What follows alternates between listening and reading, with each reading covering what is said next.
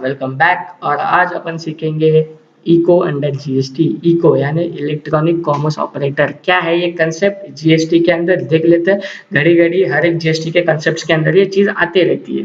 Okay, तो without wasting any time चालू कर लेते हैं। What is ECO, what is electronic commerce operator. तो पढ़ना मेरे साथ, सिंपल ही है meaning. Electronic commerce operator means any person who owns, operate or manages digital or electronic facility or platform for electronic commerce।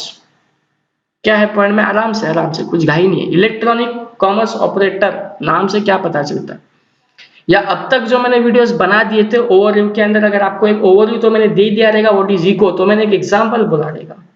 तो बस एक एग्जाम्पल तुम्हारे माइंड में रखो और फिर ये चीजें पढ़ो तो सब चीजें आसान लगेगी, सिंपल लगेगी, तब तुम जाके उस चीजों को कोरिलेट कर पाओगे।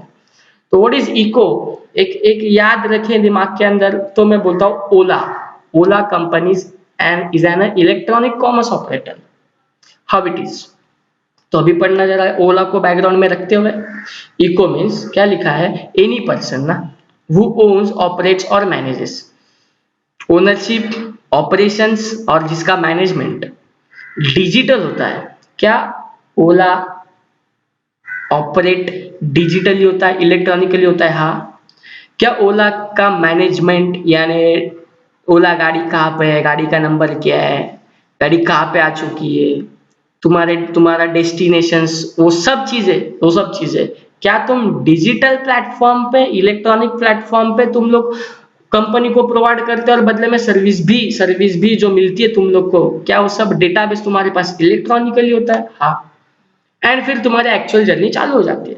तो फिर क्या लिखा है, ECO means any person who owns, operates और मैनेजेस डिजिटल और इलेक्ट्रॉनिक फैसिलिटी और प्लेटफॉर्म फॉर इलेक्ट्रॉनिक कॉमर्स। तो कॉमर्स यानी for doing business, electronic business, for doing electronically, to doing electronic commerce.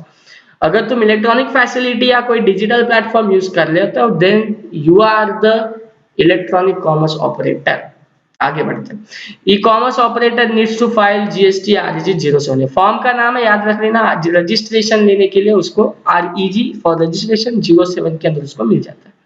State wise registration लेना, तुम taxable person हो, if you are doing business electronically, तो जितने सारे स्टेट में तुम्हारे बिजनेस है स्टेट वाइज रजिस्ट्रेशन ले लो। ये सिर्फ इको के लिए क्यों, मैं बोलता हूँ ये तो सबके लिए एप्लीकेबल है यार। रजिस्ट्रेशन चैप्टर के अंदर भी देखा हमने, स्टेट वाइज जितने सारे बिजनेस करते हो उतने सारे रजिस्ट्रेशन लो, तो ये कॉमन पॉइंट रहेगा। आगे compulsory registration for ECO, electronic commerce operator को कंपलसरी रजिस्टर होना है। अगेन रजिस्ट्रेशन चैप्टर में ये आया था, फिर से रिपीट हो रहा है।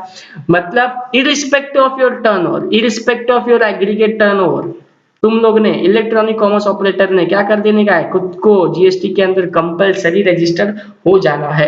Then same compulsory registration for person supplying through ECO, जो इलेक्ट्रॉनिक कॉमर्स ऑपरेटर के थ्रू भी अपना गुड्स सप्लाई करते हैं ना, उनको भी कंपलसरी रजिस्टर हो जाना चाहिए। मतलब सेकंड बिजनेस बोलूं, जैसे ओला मैंने बोला, वैसे अमेजोन पकड़ लो, तो Amazon is also electronic commerce operator, क्योंकि because they are doing their business electronically और ऑन डिजिटल प्लेटफॉर्म।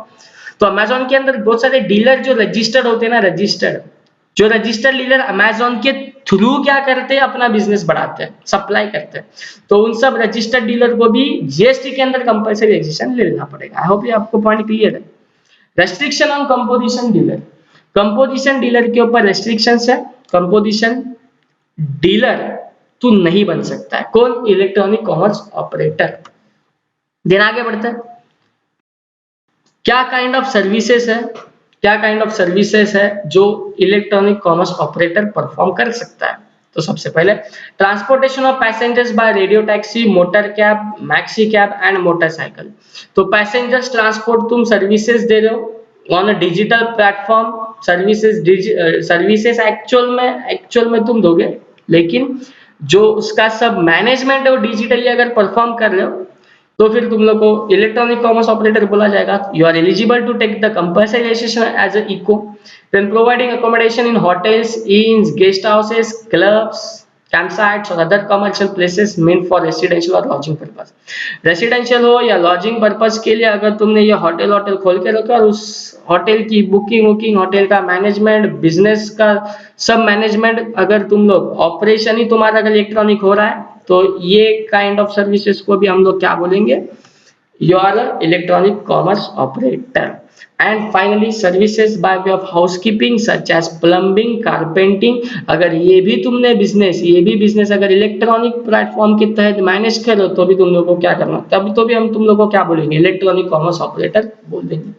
तो this is all about electronic commerce operator. Simple ही है, बस एक टर्म था जो बार बार आते रहता है, इसके मुझे अलग से इसको एक्सप्लेन करना पड़ा।